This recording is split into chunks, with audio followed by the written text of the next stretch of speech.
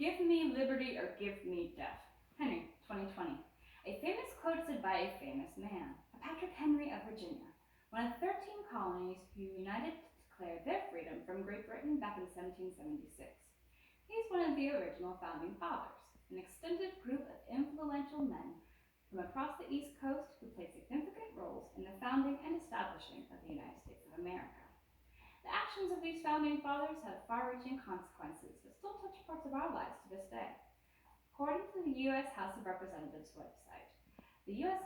federal government is made up of three branches: legislative, executive, and judicial. U.S. House of Representatives 2020. Our government is set up pretty much the same way that our founding fathers set it up back in 1788. I've read several books about many different founding fathers. The Revolutionary War and the time that follows it, the critical period, are my two favorite eras in history. These eras set off a course of events that we still feel the effects of to this day. I am going to inform my audience about who the founding fathers were, what significant parts they played in our country's young history, and how we in 2020 still feel the effects of these parts hundreds of years later. According to the Merriam-Webster Dictionary, the term founding father is an originator of an institution or movement, a leading figure in the founding of the U.S. specifically, Merriam-Webster 1828.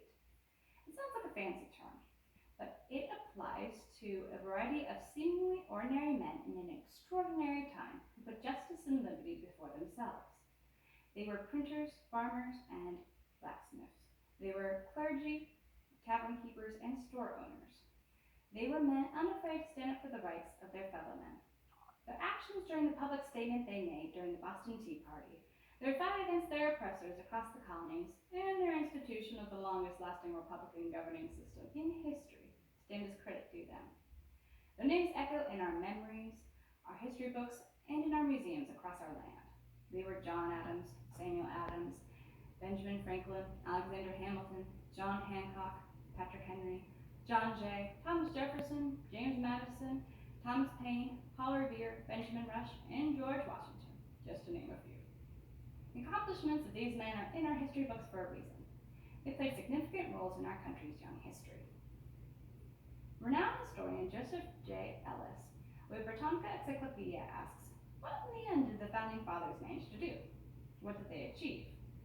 Ellis 2019. According to biography.com, George Washington, a founding father of the United States of America, led the Continental Army to victory in the Revolutionary War and was America's first president. Biography.com, 2014. Imagine if America had lost the Revolutionary War in a fight against tyranny. Where would we be if Britain had won? Ellis also notes how Alexander Hamilton, James Madison, and Thomas Jefferson brought the capital to the Potomac River. Ellis 2000, pages 73 through 76. It stands there to this day, full of landmarks and national symbolism. Historic.us tells us how Benjamin Franklin wrote and published Fortitude's Almanac, and was a chief negotiator in the signing of the Franco-American Treaty. Historic.us 1999 through 2013. And, according to Ellis, he was holding the kite as lightning struck. Ellis 2000. It can plainly be seen that founding fathers can be found at iconic moments in our country's young history.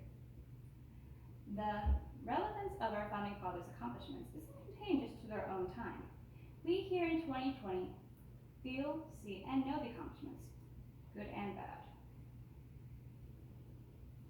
The founding fathers, according to Ellis, created the American Republic and held it together through the volatile and vulnerable early years. They brought us from the short run to the long run. Ellis 2000. From creating and upholding the Declaration of Independence, the Bill of Rights, and the Constitution, the founding fathers brought us from being a bunch of colonies under Great Britain's control to a united nation.